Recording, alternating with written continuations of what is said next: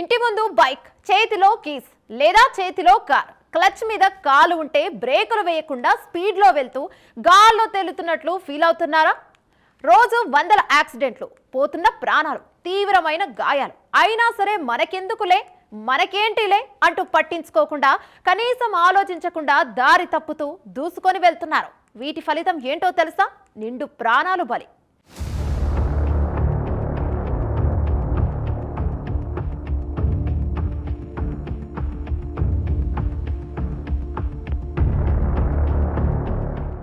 వేగంగా వచ్చి ఫ్లైఓవర్ మీద నుంచి బోల్తా పడిన కారు, ఇద్దరు స్పాట్ డెడ్, ఒకరికి గాయాలు.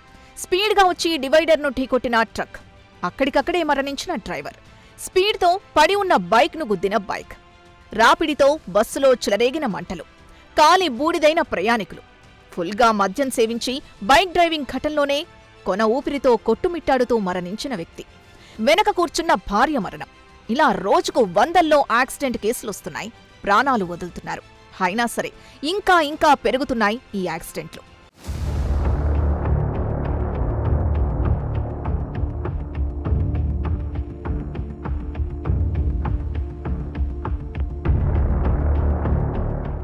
హైస్పీడ్ కార్ ఒకటి ఎక్సెల్ డ్రైవ్ చేస్తున్న వ్యక్తిని గుద్దితే స్పాట్లోనే చనిపోయాడు ఆ వ్యక్తి.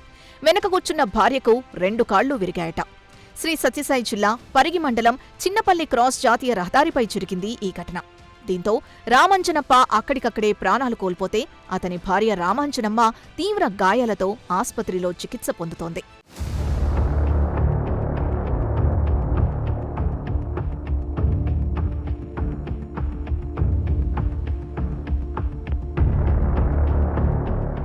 దీనికి ప్రధాన కారణం హైస్పీడ్. కనీసం పడిన మనిషిని పైకి లేపడానికి కూడా కిందకి దిగరు. గుద్దడం, స్పీడ్గా వెళ్లిపోవడం, కనీసం మానవత్వం లేకుండా మారిపోతున్నారు కొందరు. వీరి స్పీడ్కు ఒక కుటుంబం ఇబ్బందుల్లో పడిందనే కనీస జ్ఞానం లేకుండా మరింత స్పీడ్తో ఘటనా స్థలం నుంచి తప్పించుకొని వెళుతున్నారు. అయితే ఇక్కడ ద్విచక్ర వాహనాన్ని గుద్దింది మడకసిర ప్రాంతానికి చెందిన ప్రైవేట్ స్కూల్ యాజమాన్యం కారట.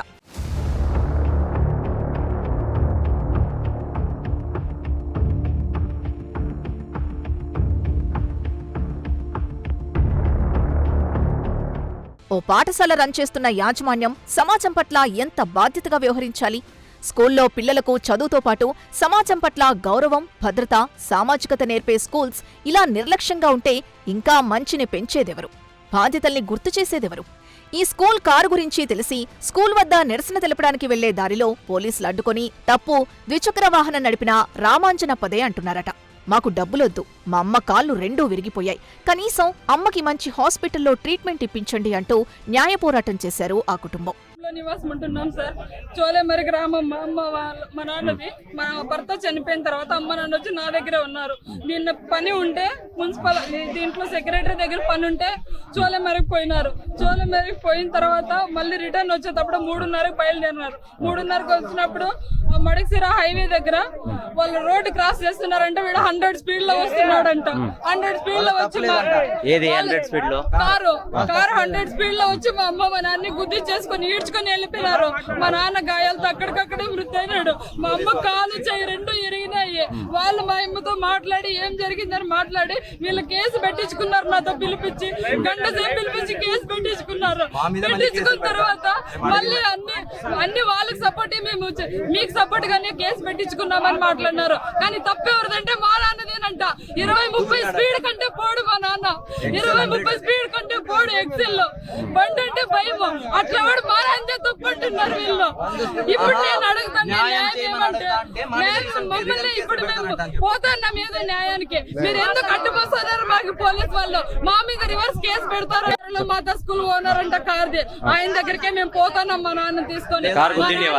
మాకు డబ్బులు అవసరం లే, మా అమ్మకి మేము కోరిన హాస్పిటల్లో మేము ట్రీట్మెంట్ ఇప్పించి మేలు చేయించండి.